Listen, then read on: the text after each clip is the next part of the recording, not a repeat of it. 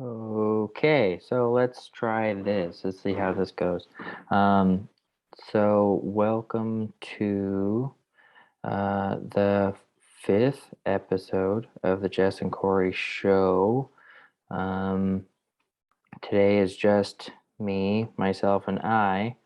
So we're gonna see how this goes. I mean, who knows? It might be a good recording. You never know. But today we are gonna talk about. Um, No, what should we talk about? What should we talk about? What should we talk about? Honestly, right now I'm just going through my notes and trying to find something to talk about. Um, Actually, let's just start going through my program. Let's see how this goes. Okay, so I had made a program a couple of weeks, a couple of months. I don't know what time it is. Um, I had made this program a while back, and it was a transformation challenge. And it was really kind of wild to go through the process of trying to learn all of this information for myself, for one, and then trying to learn how I could portray it to somebody else. Because, I mean, you might understand something some way, but not everybody's going to understand it that way. And so the biggest problem, I think, with that is trying to make it as broad as possible to be able to, I don't know, ask a simple question and then be able to elicit a response that they can cater to, so it's in their own verbiage. I'm not like trying to ask opinionated questions, I guess is the best term that I can think of. But okay, so let's go through section one and let's see how this goes. Um, Week one, and I split these up into weeks, so it's a 4-week routine. Okay. And week one we will do today, and then we'll just go on from there. Um, who are you right now? Pause for dramatic effect. So in week one, I had tried to figure out a couple of different questions that I at least ask myself on a regular basis, in accordance to who I am right now. And I mean, obviously, the first one, who are you right now, is kind of the biggest question. But I wanted to go deeper into that. So, like, what are the, I guess, main details of who you are, in your life or what you do? And that and first real response when you get asked that question is like, well, your name, and then your job, your hobbies, any repetitive like daily tasks, what's your career, what's your dream, those types of things. I mean, when you ask who you are right now, I think there's a lot of like material or daily habits that first come into mind, right? But what I wanted to try and like dig into was the repetitive thoughts of every day. What do those look like? What do those feel like? Where do you go when you're not paying attention? Where is the automatic or the autopilot go to when you're not in control anymore? What are those repetitive thoughts? And then two, the second question in this week, who are you to your family and friends, right? So first example, what are the roles that you play in your daily life with these people, with these like circles, with these like groups that you deal with on a regular basis, right? Two, how you present yourself. I think that makes a very big impact on your impression when it comes to who you are to your family and friends, for like one, for their interpretation of you, and then two, to be able to, I don't know, feel good about yourself, to feel confident about your presence to these people or their opinion of you.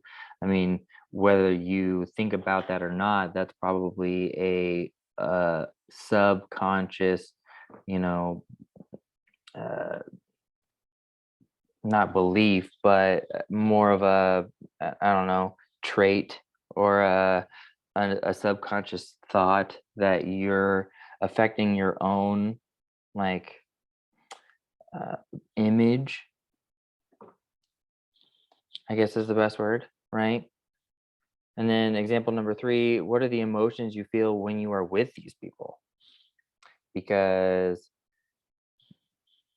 if you're habitually getting the same feeling with these same people in these same groups, that doesn't just scratch the surface. That goes way deeper than that. So then that becomes a belief system, or that becomes an instinct to have those emotional or physical feelings when you are with these people, right?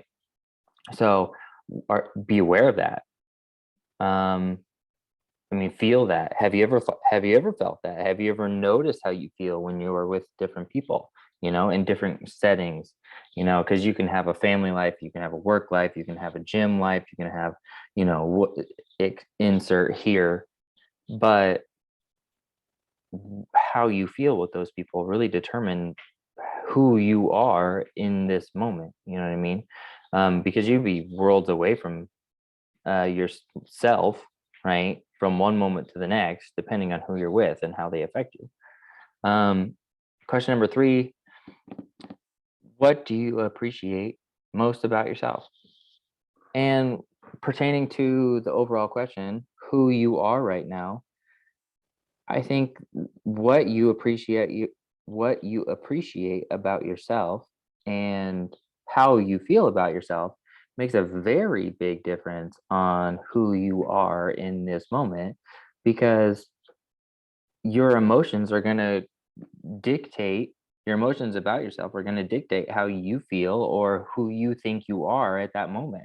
You know what I mean? You're going to base your self-image off of whether you focus on the good or the bad, right?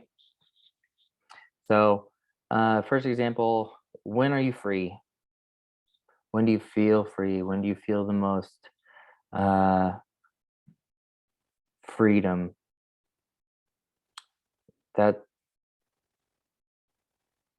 that's something that I don't think enough of us get in on a daily basis. Freedom, or at least experience it. I mean, in your daily life, how much creativity or imagination or uh, pardon, um, where are you do when in your day do you have time where there is no rules? That's the thought I was trying to get out. Holy moly. And what do you appreciate about, or what do others appreciate about you? Now, there is a thought.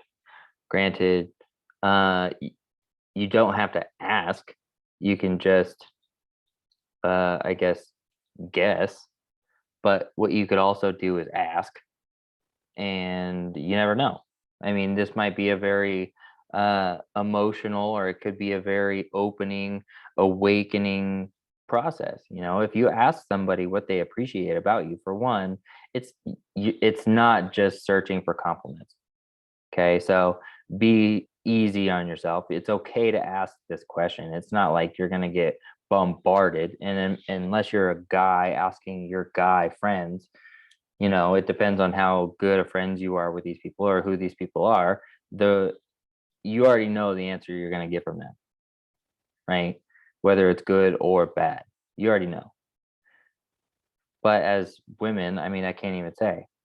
Uh, Most of the time, women seem to be a little bit more uplifting in their first initial response, at least.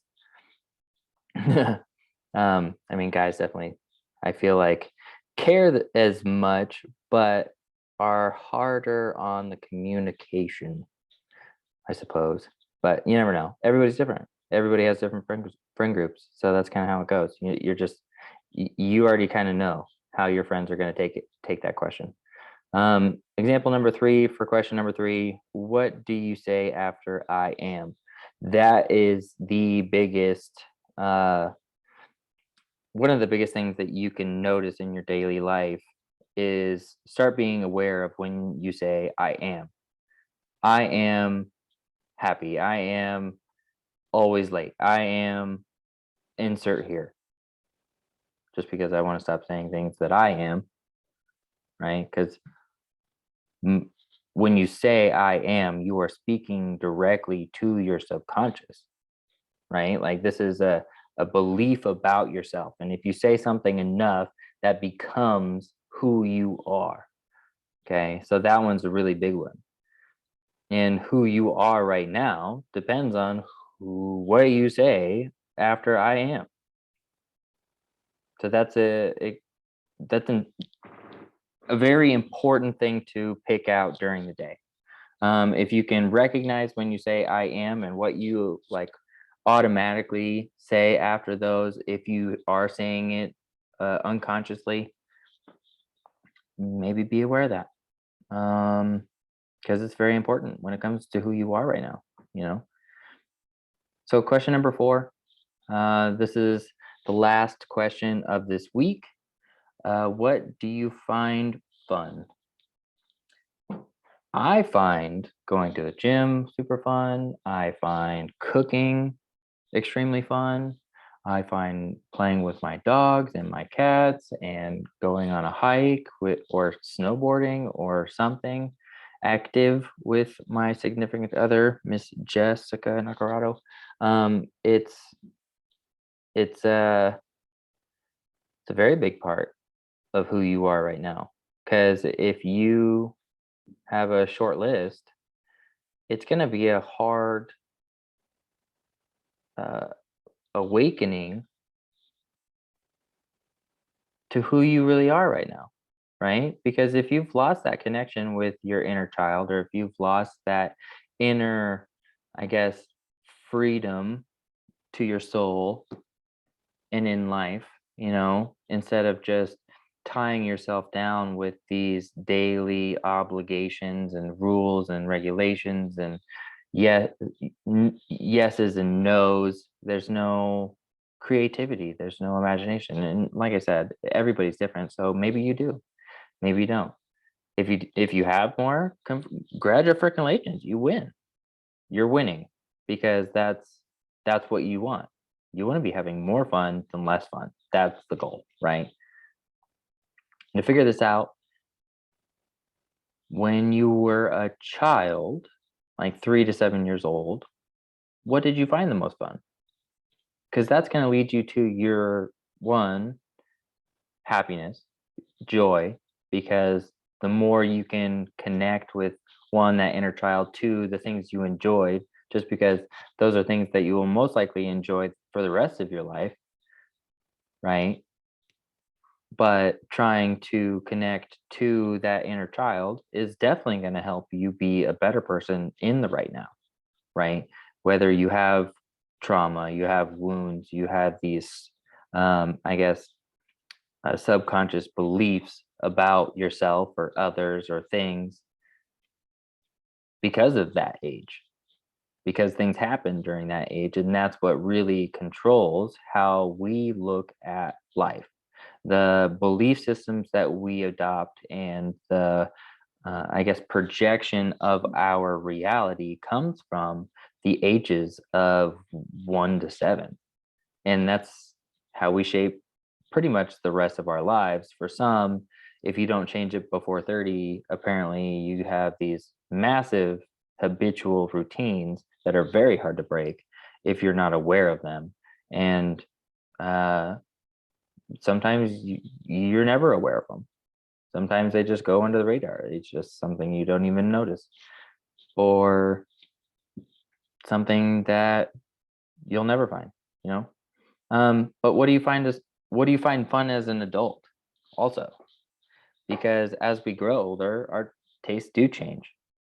So what do you find fun now? Example number three, what puts you in a flow state? Ooh, that one's hard for me because getting into a flow state is something that I feel takes practice. So, getting into that state where you are not consciously thinking about what you're doing, but just going through the rhythm of what it is, you can kind of lose yourself in that moment. And I feel like there's less things that I actually want to or don't think about doing properly or doing better or whatever it is, so that flow state really only for me comes during my exercise or cooking. So where in your life do you kind of lose yourself in the rhythm, in the music of the moment? Got mom's spaghetti on my shirt. Anyway, so the task for this week, number one, 3 things you are grateful for and read them daily.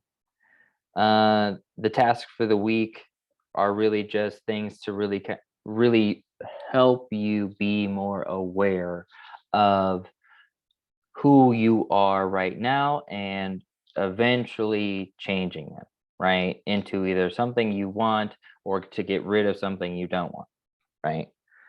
So the task for this week, number one, 3 things that you are grateful for, and then read them daily.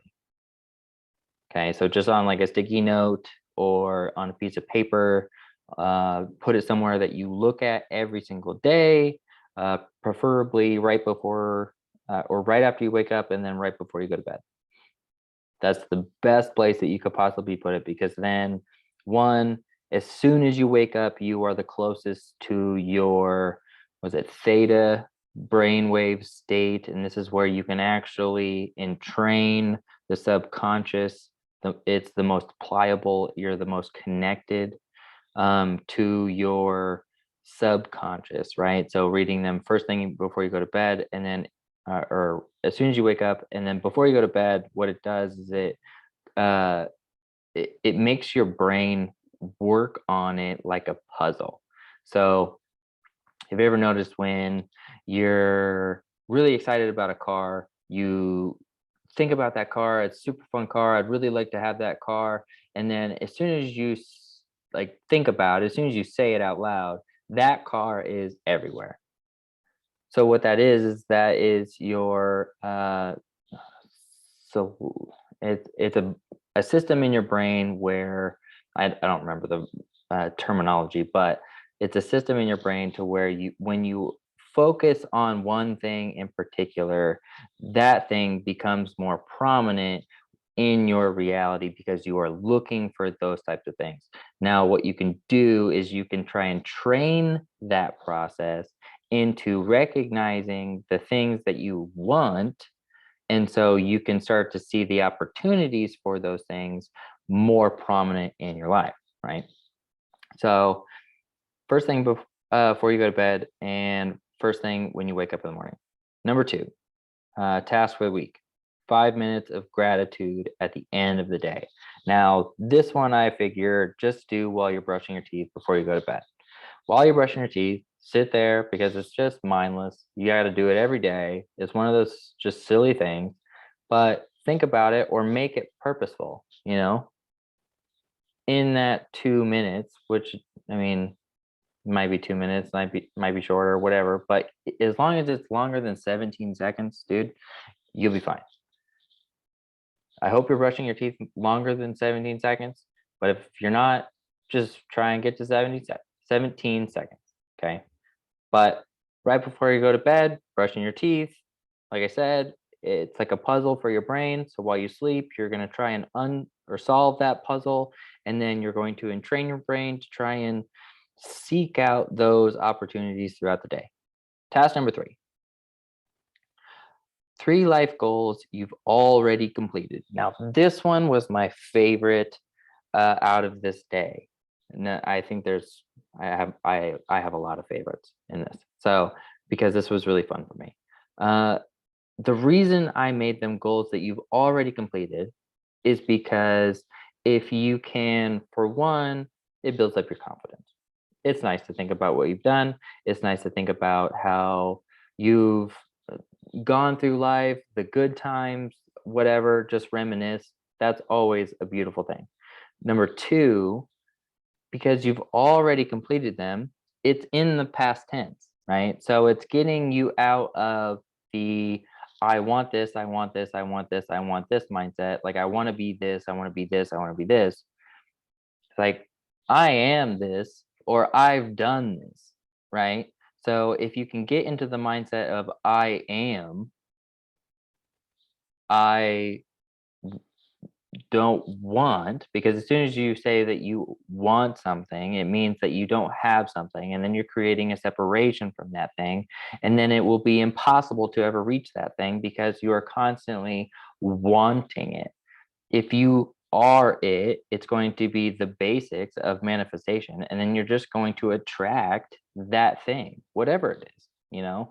If it's a habit that you want to create, or if it's a I guess thing you want to manifest, right? You know, and everybody's first thought is usually money, cars, or whatever, happiness, joy, all the things, right?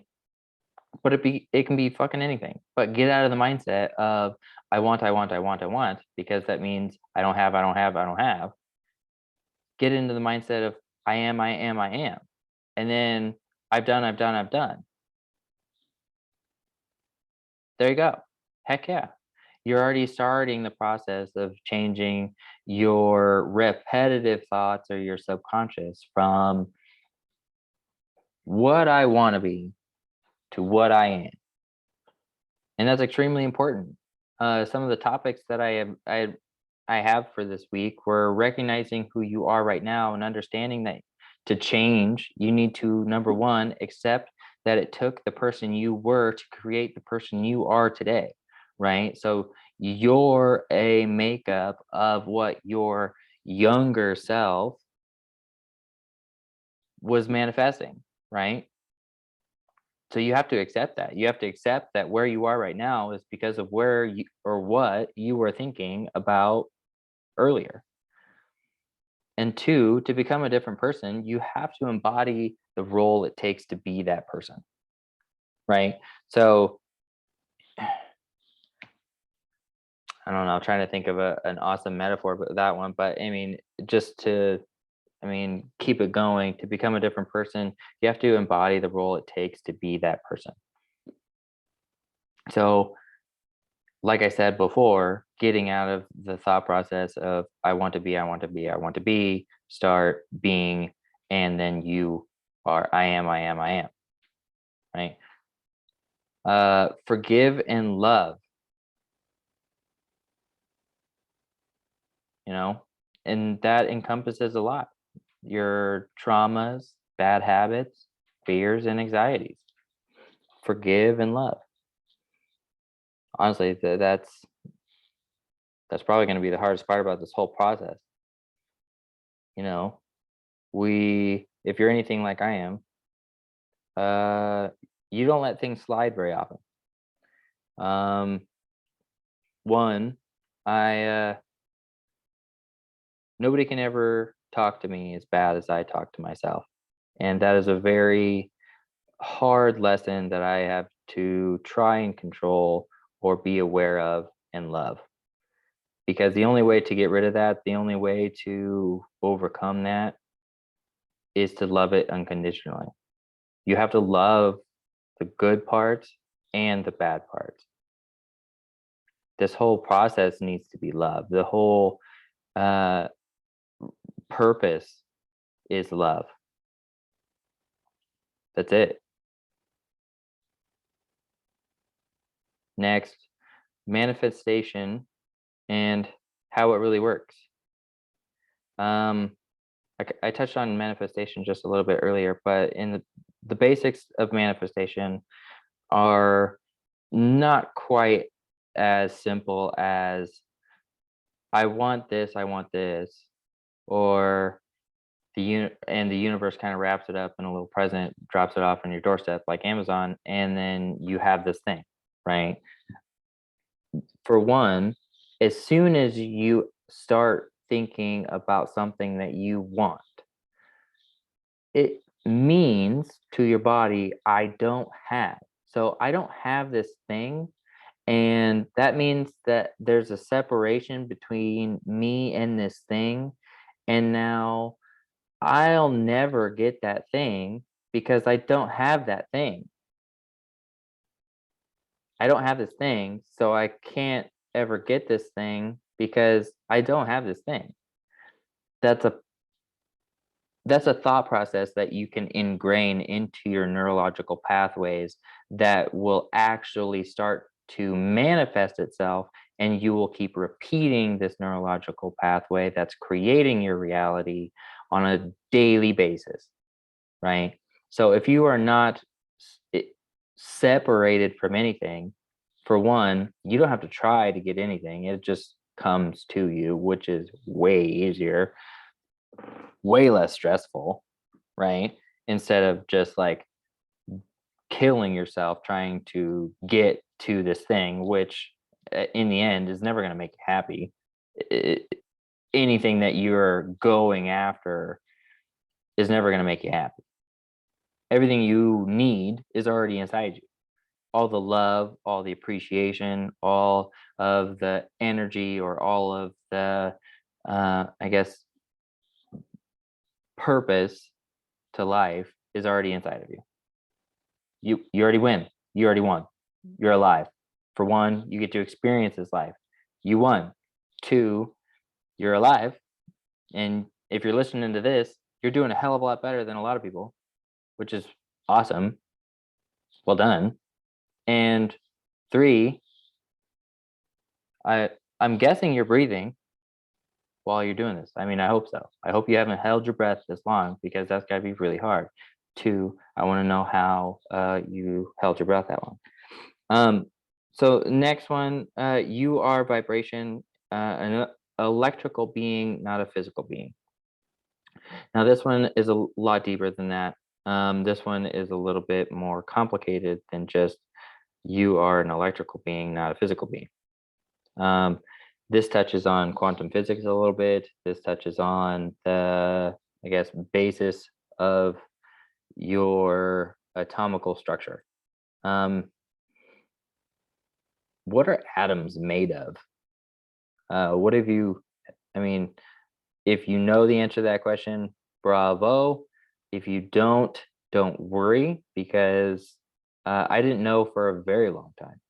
I mean, it wasn't until I actually read a book by Joe Dispenza and him actually talking about it, or watching What the Bleep Do We Know, which is a fantastic movie.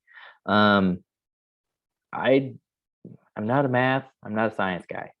I'm a lift weights and an eat guy. That's my thing. But the structure of atoms are made up of protons, electrons, and photons, right? And the atoms themselves are made of what? Because I don't know the answer to that question. The only thing I do know is that it is 99.999999% empty space, which means that there is less than 1/10,000,000th of a percent, or whatever it is. It's like 4 or 5 in there, who knows, from the decimal. But it's empty space, all of it.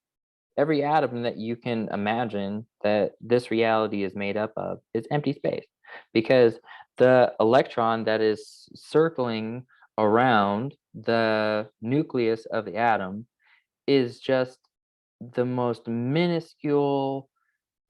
It's not like the little dots, that little balls that you see around the atoms in the textbooks. No, what it is it's a field of energy, and inside of that energy is nothing. It's really just like empty space, But what it's doing is it's creating a potential for a structure, an atomic structure, and the information that it's gathering from the atoms around itself, because they are in constant contact and communication between each other to be able to figure out and fine tune themselves to the observer and what he is projecting onto that potential, I guess, outcome for the atomic structure of those atoms, right? So there's a theory called the observer effect in quantum physics. And what it is that if you're not looking at an atom, or if you can't see something, then it's a wave instead of a particle. So instead of it being a solid, like you can touch the counter, you can touch your finger, right? It's a wave of potential.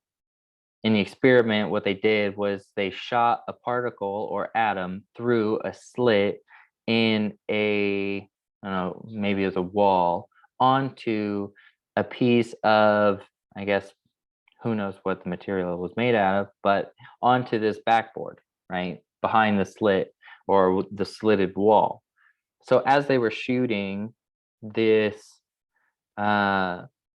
particle through the slit, the single slit in the wall, it made a column on the backboard, which is kind of obvious, right? Like if you're shooting tennis balls through this slitted wall and they're sticking to the wall behind it, you're going to get a pillar shape, right? It's just one single slit. Only a certain few would go through, and they would go through in that similar pattern of a column, right? Well, what they did was they did two slits. Life-changing, right? How wild. Two slits now. But what they found was when they stopped looking, they stopped observing what was happening. They didn't turn a computer on to watch the particle go through. Maybe somebody forgot to turn it on, who knows? But when they shot that particle through the either slit to see which slit it would go through, it created a wave pattern. So it wasn't like there was a single particle going through each one, like it would go through the left one on the first shot, it would go through the right one on the second shot, it went through the left one on the first shot, and the right one on the next shot, right? So there would be two slits, right? But there wasn't two slits. It was like there was a wave of particles that were being shot out. So instead of it just affecting one slit or the other, it was like somebody had dropped a rock into a puddle, and those little waves were embedding themselves or creating themselves on the backboard of the experiment. And that's not right. That means that reality can be either a particle or a wave. Good luck trying to wrap your mind around that one, because that one's really hard for me.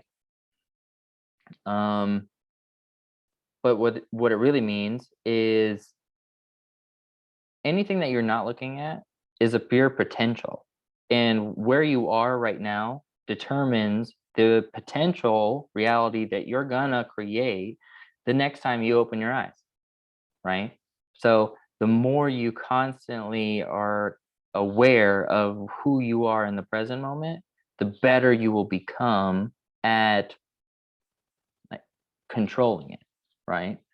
Our emotions control the future by creating predictable situations from past memories and experiences. It's your habits. It's what you do on a daily basis. It's what you say every day. It's those subconscious and repetitive thoughts that become you. And then the hormones that we create are based on the levels of stress perceived by the nervous system. So the trauma that you're experiencing from your life is the trauma that you've experienced for your entire life, because you are locked into these repetitive life motions and predicting your own future or creating it because of these easy to see outcomes. It's easy to predict a future that you are creating. And then to go even farther than that, the quality of the protein that we create for our tissue and cells, our brain and our thoughts are based on the amount of stress hormones present. So the more stressed out you are, the more, or the less, I should say, quality of protein that we create from our thoughts or for our tissue repair. But really, either way, it goes from a chemical, from a chemical to a protein. That protein enters through the cell and initiates cell division. That cell division just told, or the quality of that protein just told the DNA of that cell the quality that it should be, because it's just copying itself. And then you just created a physical tissue from a emotional thought. What was that emotion? Those proteins activate your genes that create new cells and are energy for your reality. Well, yeah. So week 1, guys, who are you right now?